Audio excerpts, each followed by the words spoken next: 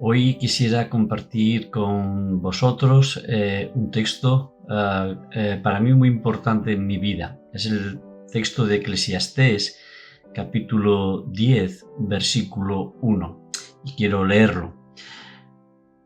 Las moscas muertas hacen heder y dar mal olor al perfume del perfumista.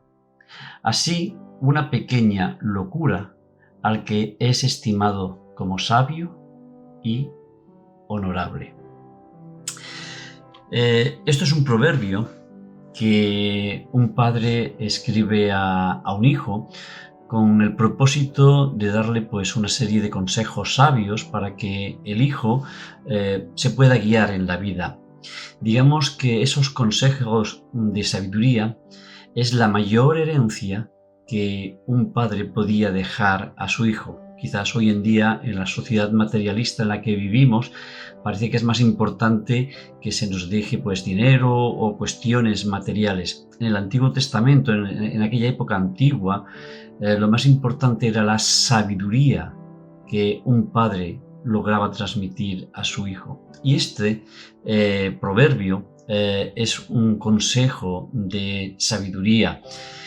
Y en ese sentido, el padre utiliza pues una ilustración relativamente común y muy bien entendida para las personas de aquella época, quizás no tanto para nosotros, pero tenía que ver con la elaboración de un perfume, una fragancia, algo muy costoso. En la medida en la que ese perfume es de mayor calidad, pues es más costoso.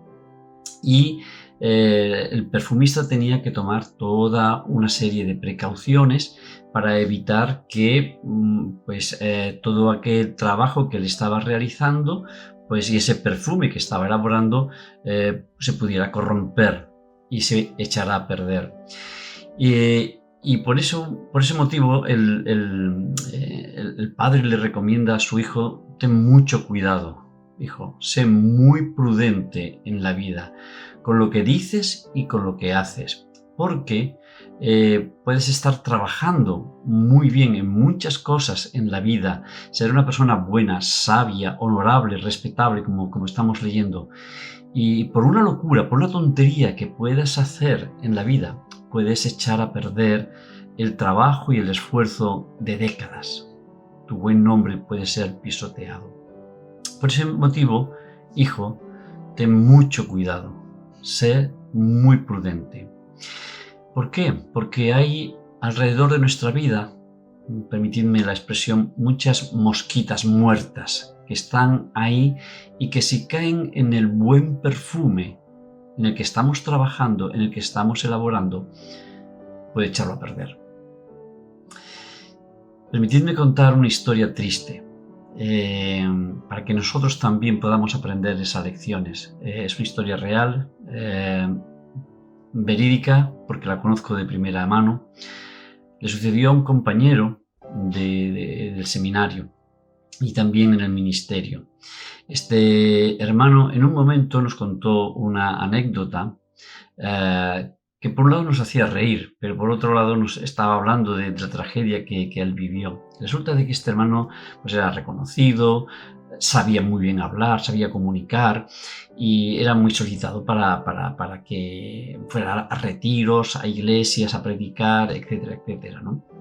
Y entonces un día pues iba a un campamento que les habían invitado. Resulta de que iba en la carretera, y a veces en las carreteras no son como a veces tenemos en la actualidad aquí autopistas o autovías en las que podemos adelantar fácilmente a vehículos que van más lentos, camiones o vehículos que van más lentos, ¿no? Y en este caso era por kilómetros y kilómetros. Este hombre no podía adelantar, iba justo porque ya iba tarde al retiro, a la hora en la que tenía que llegar. Y entonces él estaba tratando de hacer maniobras para poder adelantar, pero había un camión que no le dejaba porque no había espacio suficiente ni distancia suficiente para poder adelantarle, ¿no? Al final ya se encontró en una situación en la que habían 3 carriles, en la que bueno, pues, los vehículos más lentos se tenían que poner a la derecha para que otros pudieran adelantarlo, ¿no? Este hermano nos contaba que cuando adelantó al camión hizo un gesto obsceno, sacando la mano por la ventanilla del coche, y ya os podéis imaginar el gesto que hizo al camionero en su situación de enfado por no haberle facilitado el adelantamiento.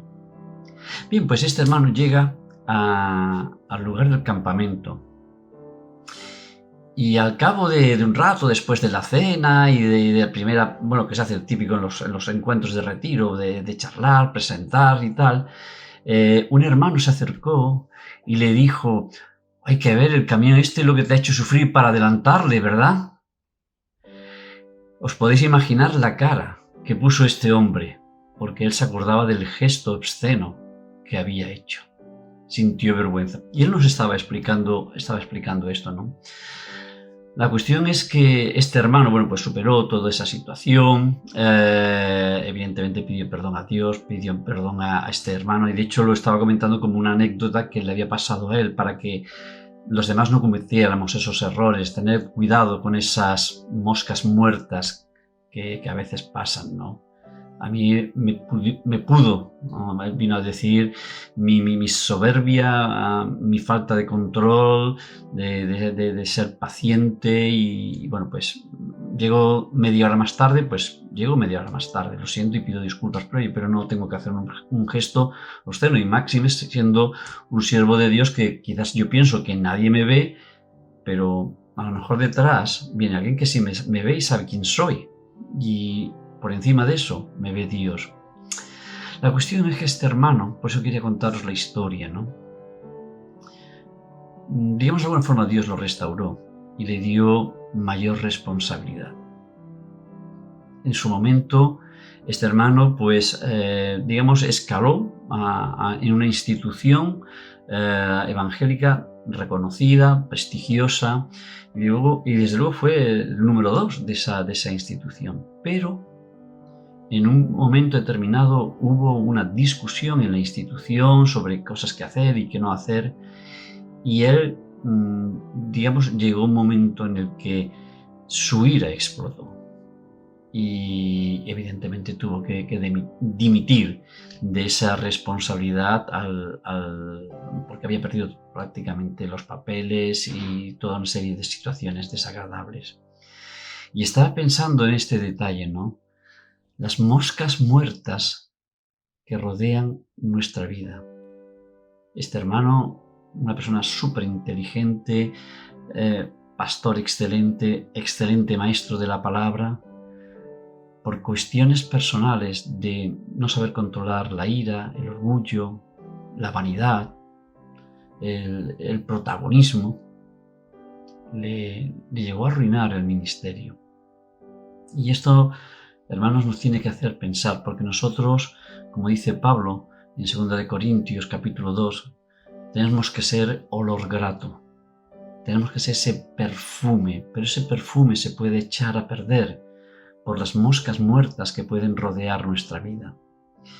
Y lo que quisiera es animarte y animarme a mí mismo, ¿no? También a pensar qué mosquitas muertas rodean nuestra vida.